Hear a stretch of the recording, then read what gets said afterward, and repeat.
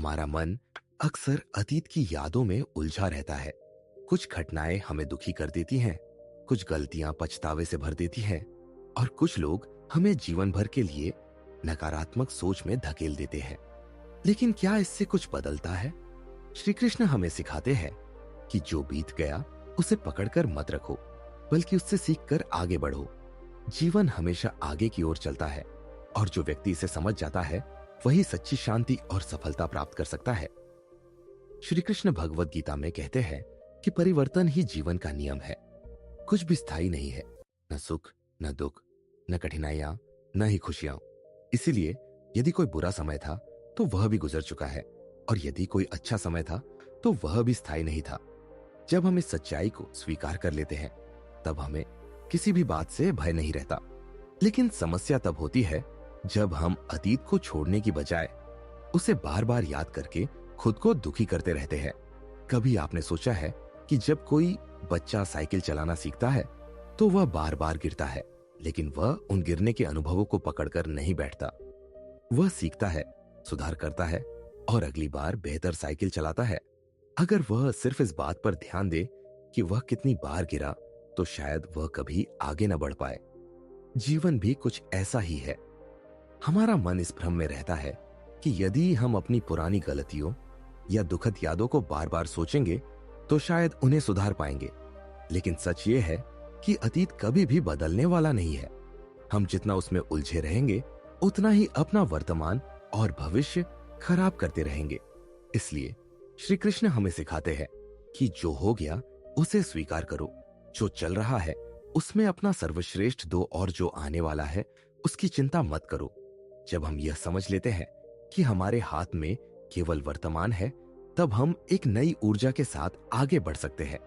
श्री कृष्ण हमें यह भी बताते हैं कि केवल पछतावा करना या बीते समय की चिंता करना व्यर्थ है। अगर कोई गलती हुई तो उसे सबक लो और आगे बढ़ो। अगर किसी ने तुम्हारे साथ अन्याय किया तो उसे माफ करके अपनी शांति को बनाए रखो। जब हम क्षमा करना सीखते हैं तो सबसे बड़ा उपहार हमें ही मिलता है, मन की शांति और हल्कापन।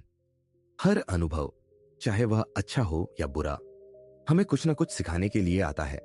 अगर हम इस नजरिए से चीजों को देखना शुरू कर दें तो कोई भी अनुभव हमें परेशान नहीं कर सकता। तब हम अतीत की यादों में नहीं बल्कि वर्तमान की शक्ति में जीने लगते हैं। श्री कृष्ण हमें एक और महत्वपूर्ण बात सिखाते हैं, अपने कर्म पर ध्यान दो, न कि उसके परिणाम पर। जब हम अपने वर्तमान कार्यों को पूरी निष्ठा और ईमानदारी से करते हैं तो भविष्य अपने आप ही संवर जाता है। लेकिन जब हम केवल परिणामों की चिंता में डूबे रहते हैं तो न हम अच्छा कर्म कर पाते हैं, न ही शांति से जी पाते हैं। यहाँ एक सुंदर उदाहरण है। एक माली बीज बोता है, लेकिन वह तुरंत फल मिलने की उम्मीद नहीं करता। वह धैर्यपूर्वक उसकी देखभाल करता है, उसे पानी देता है, सूरज की रोशनी में रखता है और विश्वास रखता है कि समय आने पर फल अवश्य मिलेगा। लेकिन अगर वह हर रोज बीज को खोद कर देखे कि अंकुर निकला या नहीं, तो वह उस बीज को ही नष्ट कर देगा। ठीक वैसे ही यदि हम अपने अतीत को खोद खोद कर देखते रहेंगे तो हम अपने वर्तमान को बर्बाद कर देंगे। हमें अपने बीते पलों को मिटाना नहीं है, बल्कि उनसे सीख लेकर अपने आज को बेहतर बनाना है। सच्ची खुशी तब मिलती है जब हम जीवन के हर क्षण को पूरी तरह जीते हैं।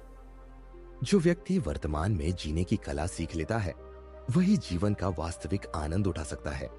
इसलिए अगर आपको भी अतीत की कोई बात परेशान कर रही है तो उसे आज ही जाने दो। अपने आज को बेहतर बनाओ और खुद को नए अवसरों के लिए तैयार करो।